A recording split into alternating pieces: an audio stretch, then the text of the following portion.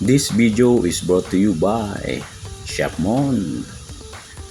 Isang appetizer yung gagawin natin. At tari aking sariling version at original version ko ng fried breeches.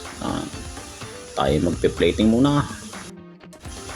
Ari mga sampu lang ng platings, pero kayo pa rin yung masusunod kung anong gusto nyong ilagay sa beddings. Yung beddings pwedeng salad. Isang example ay mga lettuce, mixed lettuce. Ang napakaganda. Tapos may mga cucumber at mga carrots.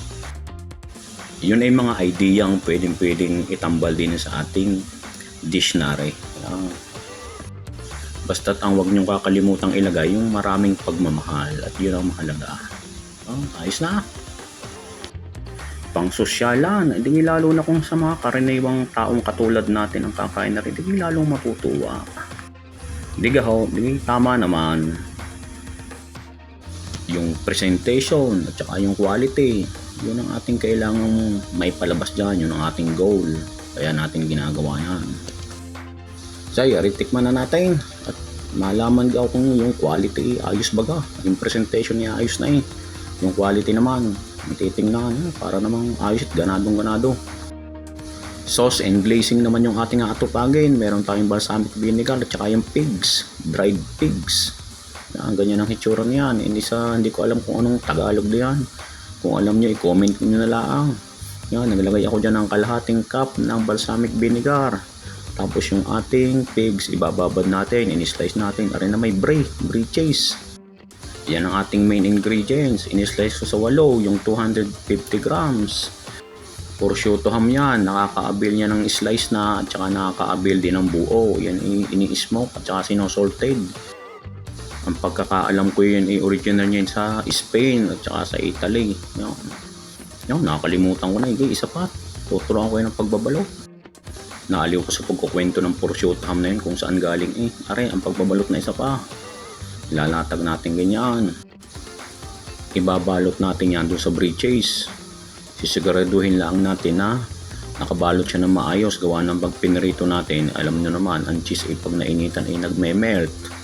Kaya ayan, nilagyan ko rin ng pandan, pang dekorasyon at saka pang aromatic flavor. Ganyan ang hitsura. Hindi kaganda. Itutuloy-tuloy lang natin hanggang sa maubos yung 8. Yan, ganyan na naging hitsura. Kainam. Tapos yun namang ating glazing. Ininit na natin, papakuluan. Tapos ipiprito na rin natin yung ating binalot na breeches. Kukulayin lang natin ang both sides para maganda namang tingnan at saka maganda sa presentation. Yan, ayos na, nakabilis. Sa kabilang dako naman ako yung prepare ng green apple at saka yung cherry plum.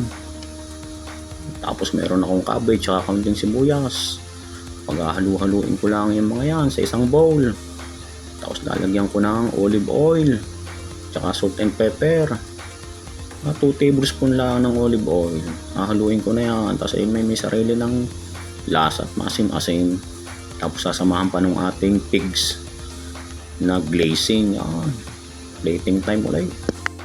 Kung kayo na may napupulot kahit kaunti sa akin mga ini-upload na video, like, share at follow my page, Chef Mon po. Kung kayo po may mga tanong, i-comment nyo na lang po at baka ako'y makatulong. Sa mga nag-follow ng page ko po, maraming salamat. Medyo marami na 1.5 followers na po ako, 1.5k. Yan. And this video is brought to you by Chef Mon. Salamat po and God bless.